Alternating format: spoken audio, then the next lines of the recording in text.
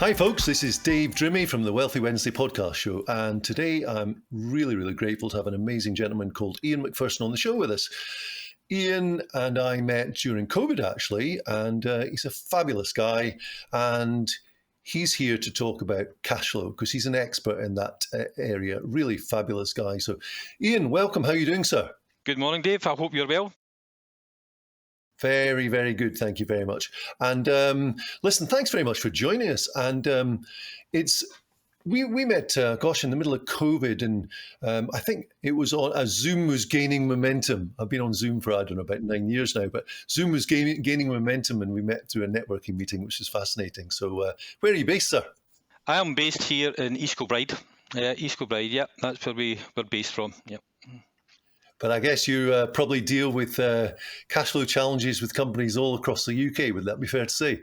All across the UK, all across Europe and beyond, Dave, nowadays. Power of the internet, Zoom, world's a small place when it comes to getting paid. Wow, fascinating. So how long have you been in this arena of cash flow and helping business owners to succeed? Well, in Hewitt Mcleod has been in existence for 6 years, okay, but my background just quickly has been in credit control and debt recovery on and off for near enough 30 years, okay, working for large corporations, councils, local authorities, and latterly debt recovery. So I've always had an interest, a passion for getting paid on time, whether it be my own business or helping other businesses to get paid.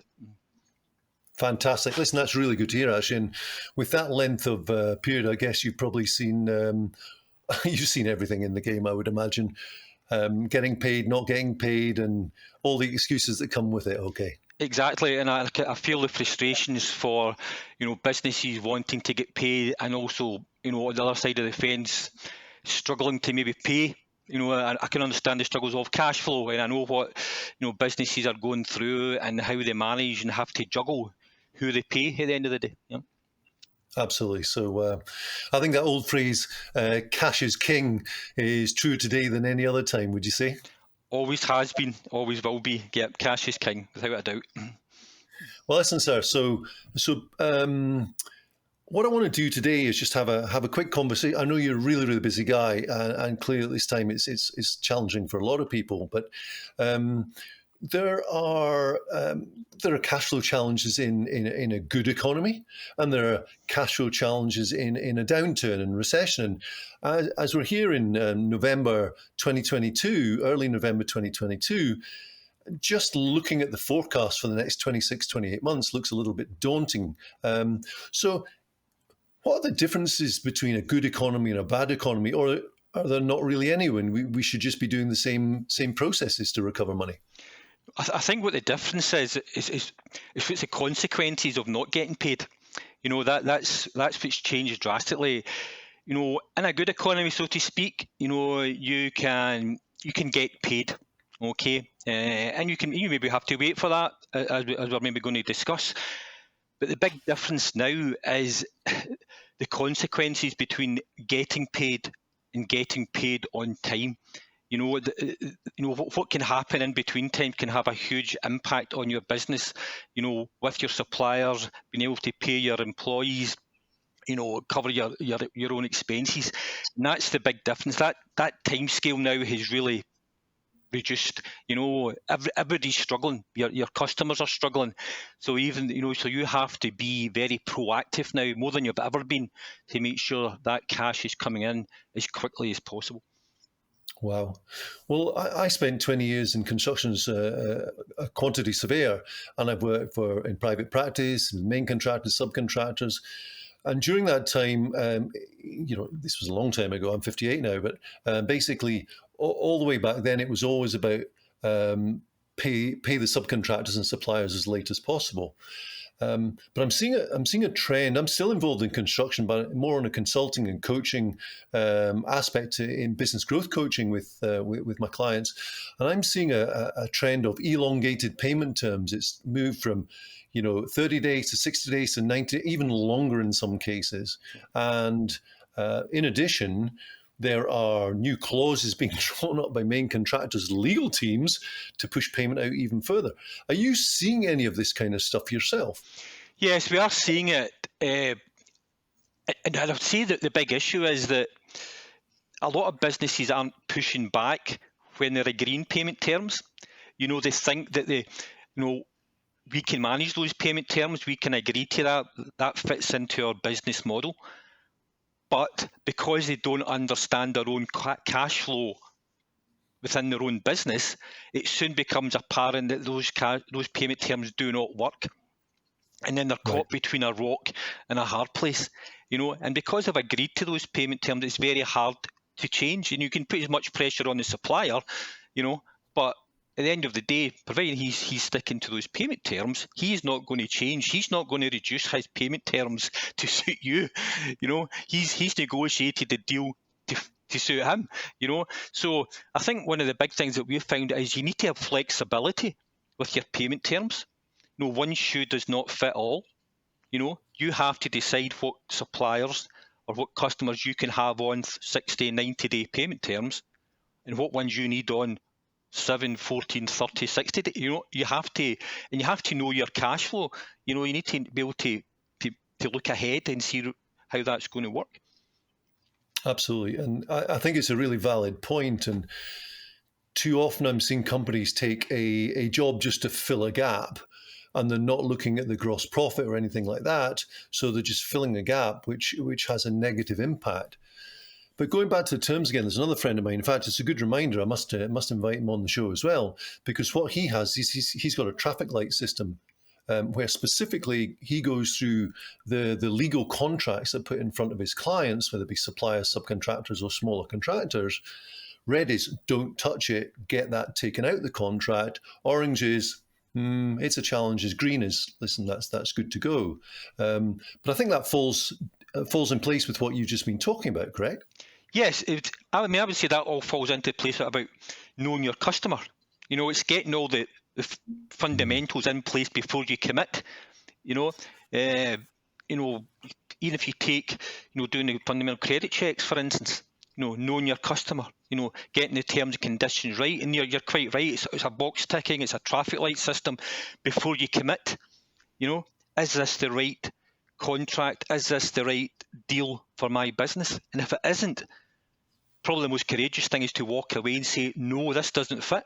Because as you said earlier on, that it can have a negative effect by committing to something just for the sake of wanting that business. And so it all starts before you even start a job, put an invoice out. There's so many steps in place before that can affect cash flow.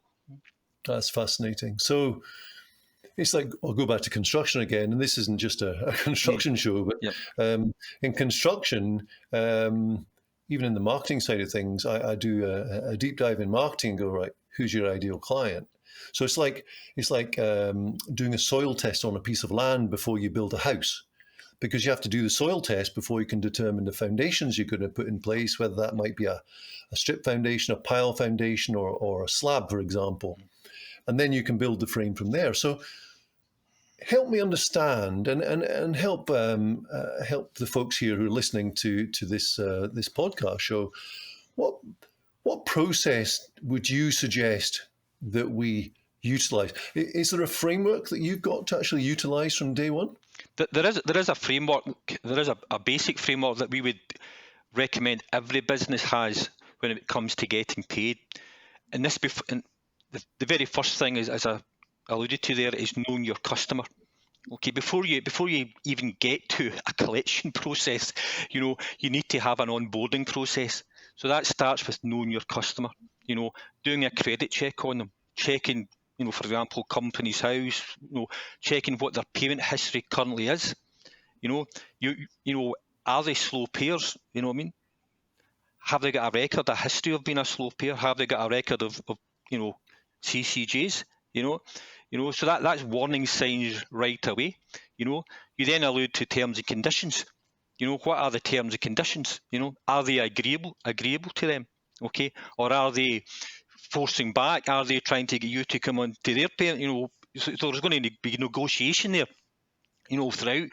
So these are all steps that you have to have in place before you even get to the actual, collection side of things. And all these things have to be ticked. They have to be agreed. They have to be agreed by the correct parties as well, because credit control and collection sometimes are looked on as the anti-sales department, and we're not. We're actually trying to maximise sales.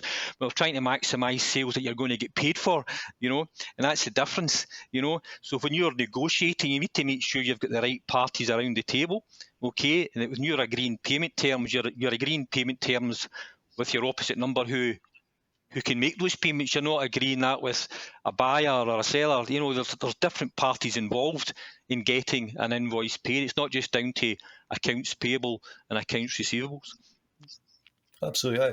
I like that, the anti-sales department. Yeah. That's a very, very good phrase, because that's the perception. And I think there's a clause that's been... So what I found in my quantitative surveying career is that certainly when I was working with the main contractor, and it still happens today, basically what happens, you get to an end of a job and a subcontractor suddenly comes up with an extra £20,000 of variations they want paid on. Yeah. And it's like, I've already reported figures to the board. It's like if suddenly people come in with an extra 20 grand right at the back end, what's that going to do? That's just going to cause an issue. Yeah. And guess what?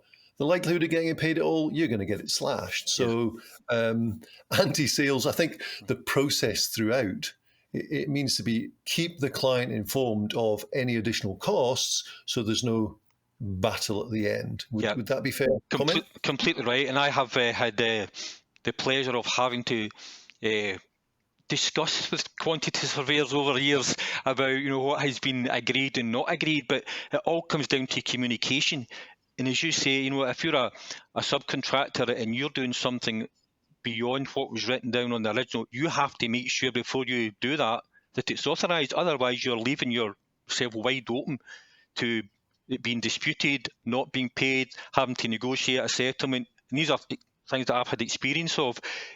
What was the process? The process wasn't followed. So you may have to take a hit here, or we have to renegotiate, or, so again, it's back to, making sure that in your term conditions, what is the process for, if, getting the extras, if it's done, what I mean, or authorised, so, yeah. I think it's fascinating actually saying that, because there's a clause that's been inserted. There are standard terms and conditions, particularly in construction, but I'm sure with every other industry as well, standard terms and conditions that create a win-win opportunity for both parties. But these are perverted by the legal teams of particularly main contractors into a win-lose situation. And there's one clause that's been inserted, I think, over the last two years or so, where it says, if you do not submit a priced variation within 7 days, it will be treated as zero cost. Mm-hmm. Mm-hmm. But who actually reads the terms and conditions when they're signing up to a 100 grand contract, £1 million contract? Yeah. Would you say that everybody reads their terms and conditions, or they just go, well, there's the money in the bank? Well, I would say terms and conditions, we quote terms and conditions so often. Have you referred to term conditions as per terms and conditions? But you're quite right. I would say a large proportion do not. And I'm talking about suppliers as well as buyers. I mean, the number of... I'll give you a story. For example, you're talking there, we had a client who laid tiles for car showrooms. Okay. Yep. A very, very well-known car company, laying the tiles in the car showroom, went to get paid, and they said, no, we can't pay them. Why not? Because they'd used the wrong thickness of floor tiles, right? Well, what do you mean you can't pay us? Well, the terms and conditions specified a certain thickness of tile. Now, they had laid floor tiles in about half a dozen of these showrooms up to that point, and they had to rip every single one of them up. Wow. because as Wow. you said, because as you quoted there, it wasn't so much a win-win, it was a win-loss. The car company, well, that's not what we agreed to, but they never read the terms and conditions. Wow. You know, Gosh. you know. But again, that comes back down to a framework and checking before going on site. Exactly. Uh, You know. yeah.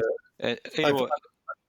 I've on that vein, I've got a neighbour here who got some fencing put up, and I was trying to help solve it. They got some gates and fence put in the wrong place. Now the fence was like, my neighbour is 5'9" and she's got stables, and this gate was on a bank and it was 5 foot in the air. Yeah. How can you get a horse and rider down 5 foot Yeah. to walk them up the? I was like, and then the email as I was helping my neighbour, they said we assumed ... And I simply got back in touch and said, listen, it would be terrific if you can send just confirmation from your client with actually what was actually required to be done. Written confirmation is always best. If you can pop that over, it'd be great to have a little look. Yeah. Nothing came back. So, but you touched on reading terms and conditions here. I mean, we have clients, or I have had clients in the past, where we will look at their terms and conditions that they've passed over an invoice, for example, and we will say to them, "Do you want us to maybe charge late payment interest, put charges on?" And they'll say, "Can you do that?" Well, it's in your terms and conditions. You say that's what you do. Oh, is it? So even even the collection aren't aware of what's in their own terms and conditions. You know what I mean? So it's one of my biggest frustrations. You know what I mean? It's use the tools that are available to you, in a positive way. But if you don't know what's in your toolkit to start with, it's going to be a struggle. Absolutely. I think it's commercial awareness is what it's all about, and knowing your own terms and conditions is absolutely crucial. And on a slightly different tangent, I think as human beings, well, certainly this happened to me in the past. So I left the construction industry after 19 years, nearly 20 years as a quantity surveyor, started up a business outside of construction. And like everyone, I believed it was going to be great. But guess what? On the journey, it was slightly challenging, but we grew it to $1 million plus a year.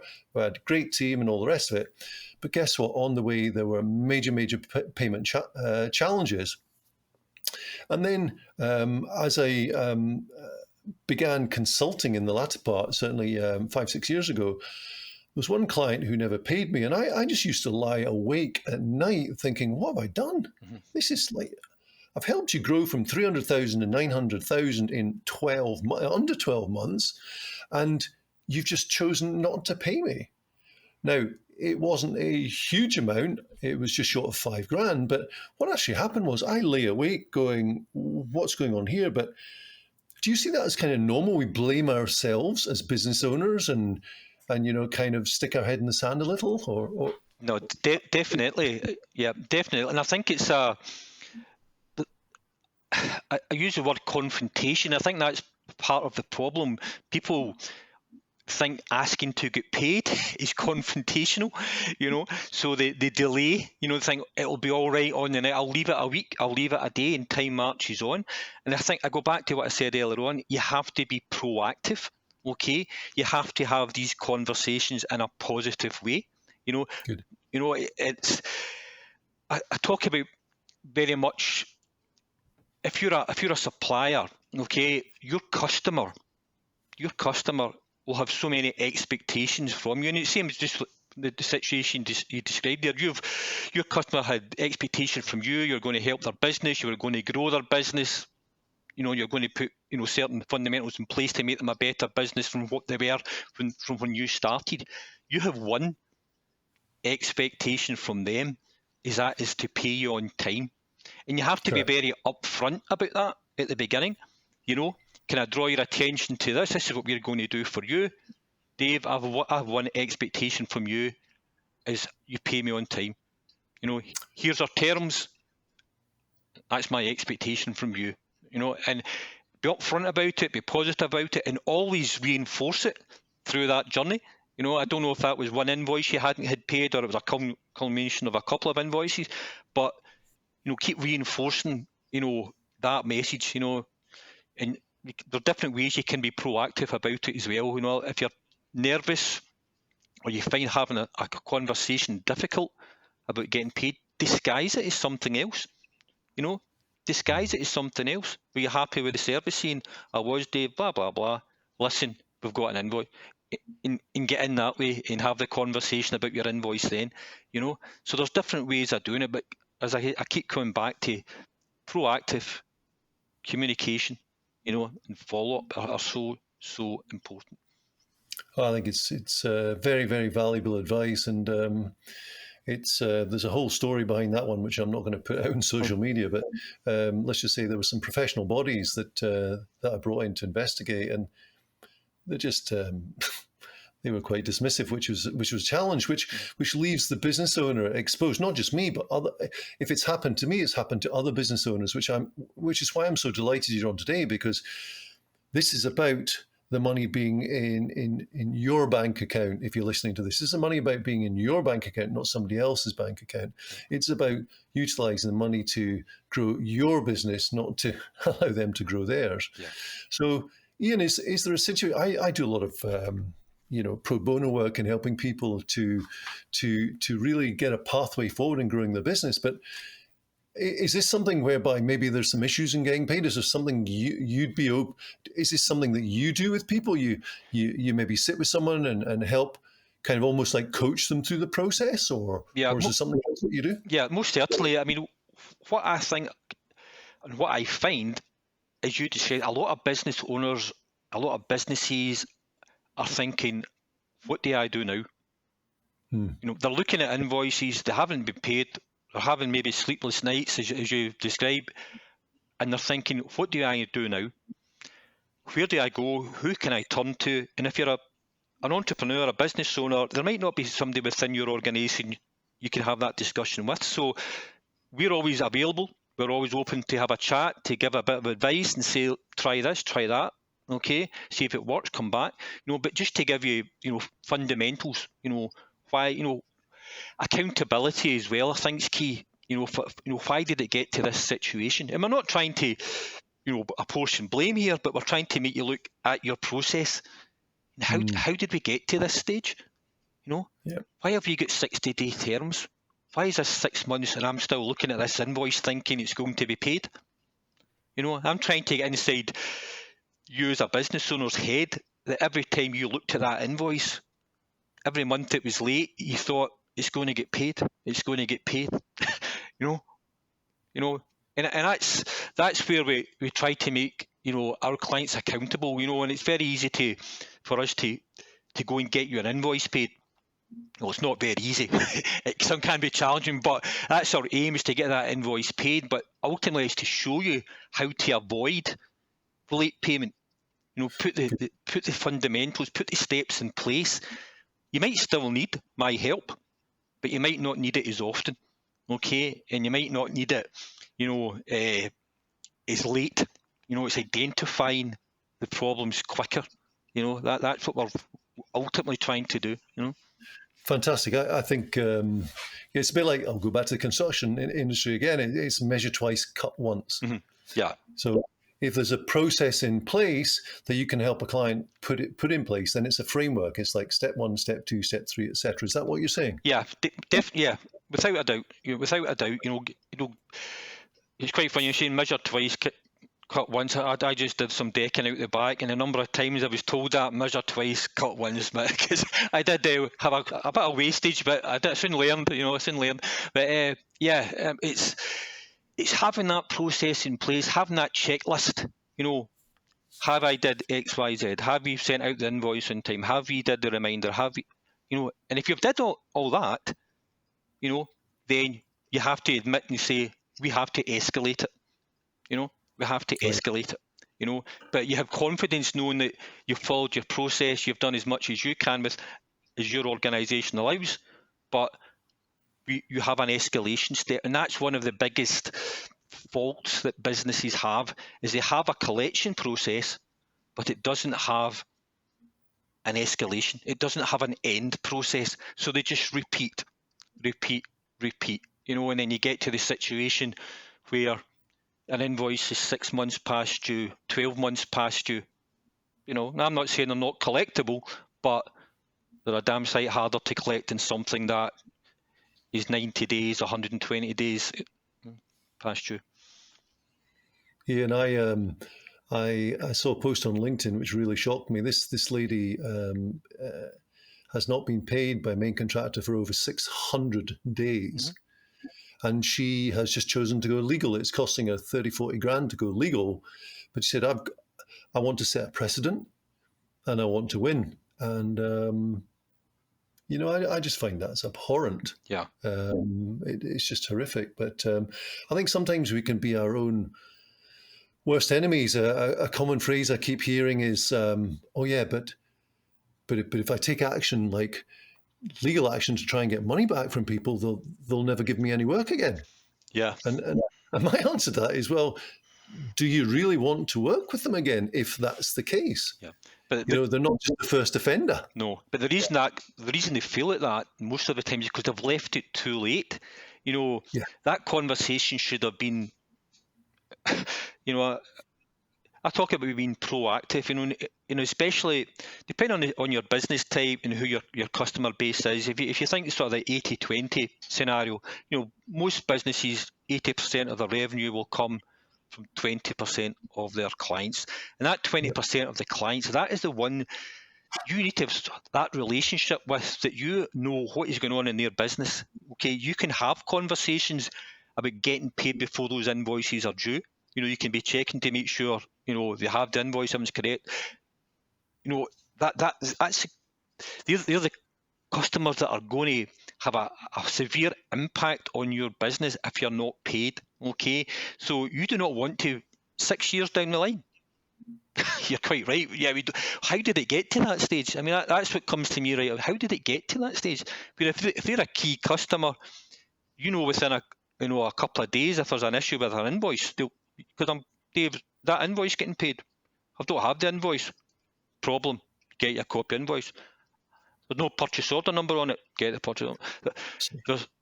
It's the wrong price, get it sorted. You don't wait until the invoice is past due, especially if it's one of your 20%. You don't wait till it's past due and start trying to sort the problem. Yeah, cash is like oxygen, and profit is like nutrition. Mm-hmm. And I think what you've just shared with us there is really, really powerful. I really, really thank you for that. So this framework that you mentioned, thank you. I know you're really, really busy, so I just want to allow you to crack on with the rest of your day. But this has been hugely, hugely valuable. Really appreciate it.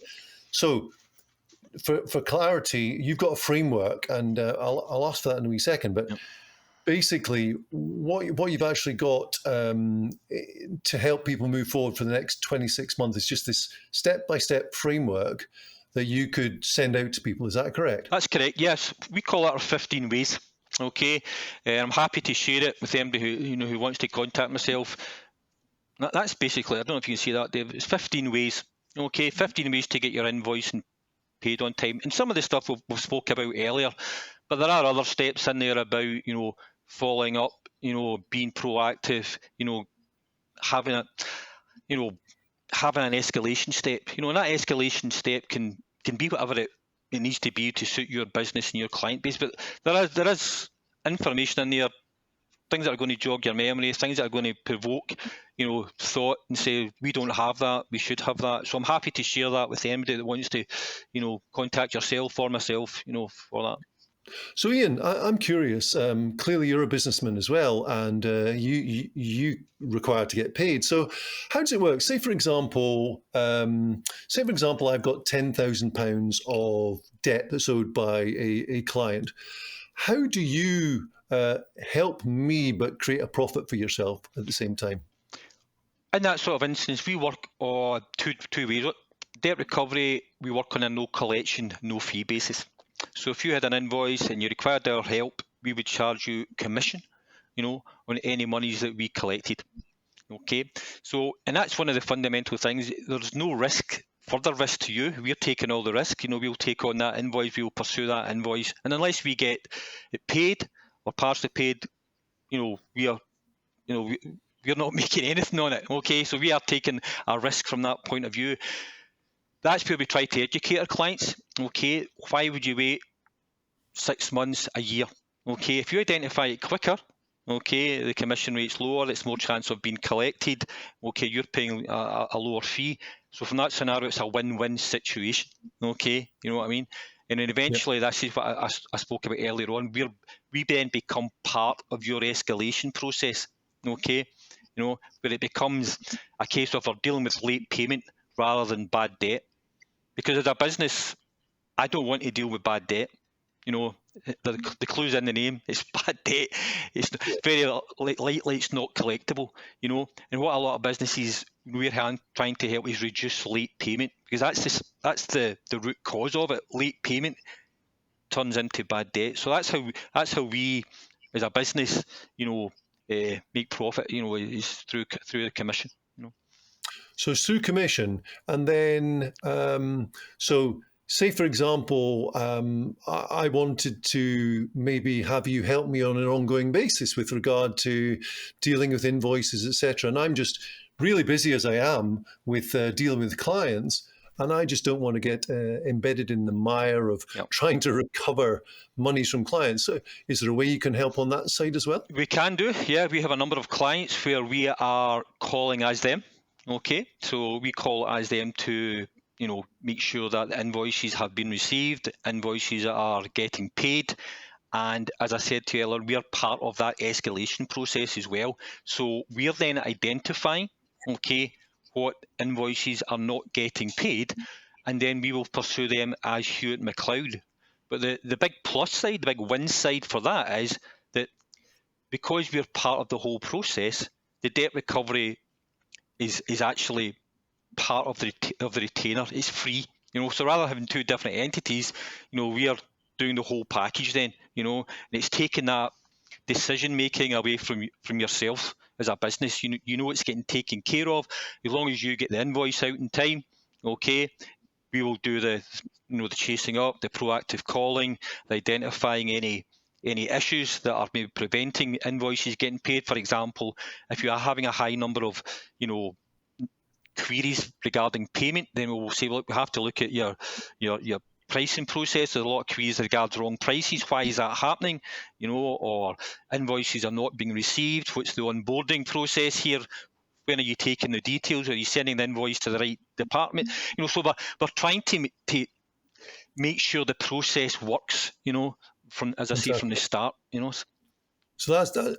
To me, it's beneficial, and with my clients, really, what I'm emphasising now is to help them become leaner. Sometimes you don't need full-time employees, and you know, employees a lot of the time work about 60% of the time if you're lucky. So outsourcing is actually a much more cost-effective way to lower fixed costs, and it makes the business leaner as well. Because, you know, somebody, if you're putting in 10 hours a month for me or another client, for example, you're giving 10 hours a month. Yeah. And what you're also doing is you're implementing those aspects of the 1, 2, 3, 4, 5 to 15 framework to make sure that ongoing the issues are not going to be there, and the business owner can actually move forward. Yeah, exactly right. You know, and especially in construction as well, I hear so many businesses have what they call the office manager, and my hat goes off to office managers because they're trying to juggle so many plates, okay, and dealing with, you know, getting paid, which while I believe should be one of the most important plates, sometimes goes down the pecking order. Okay, so we can take that, as you say, 10 hours a month away from them, and it allows them to focus better on what they enjoy doing most. Okay, it might be the order processing, it might be dealing with the staff, it might be dealing with timesheets, it might be whatever it may be, marketing. But we can take that 10 hours, we can deal with the late payment, you know, the invoicing, the getting paid, and it allows them to concentrate and, you know, avoid those sleepless nights that we alluded to earlier on. You know? Oof, yeah, they are horrible. Yeah. My goodness. So, so listen, Iain, thank you so much. Really appreciate your time today. This has been fascinating. And folks, if you're listening today and this makes sense, then what we'll do is we'll actually pop the 15 steps in the show notes, but I think it's really well worth while getting actually in touch with Iain, and that's Iain, isn't it? It is Iain. It is. So, Iain, if anybody listening today actually wants to get in touch with you, what are the best ways to get in touch with you directly? Best way is first and foremost probably through LinkedIn. Okay, Iain McPherson, as you say, but Iain with 2 I's, or email Iain@HewittMcleod.com. That's probably the 2 quickest and best ways to contact me. So just to clarify that again, there's on LinkedIn is Iain, and is McPherson MAC or MC? MC, Dave. McPherson. McPherson. Perfect. And again, Iain. Your email address is Iain at HewittMcleod.com. Okay, so that's Hewitt, HewittMcleod.com. Is that correct? That's correct, yeah. Iain, listen, have you got maybe one last tip? You've shared so much today, but one last tip that you might be able to share with myself and the people who are listening today? The one, I think I've probably said it, during the course of the chat today, but be proactive. You have to be proactive. That is my one tip. Don't wait. There's so much pressure. You need to get to the front of the queue when it comes to getting paid, because with best will in the world, your customers are also managing cash flow.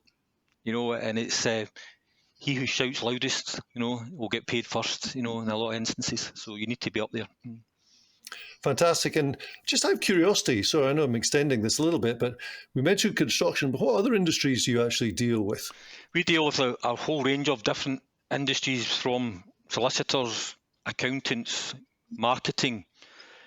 What else have we got? We've got fashion as well. That's mainly in Europe. Boutiques all over Italy, Spain, Portugal. We deal with a client who supplies them.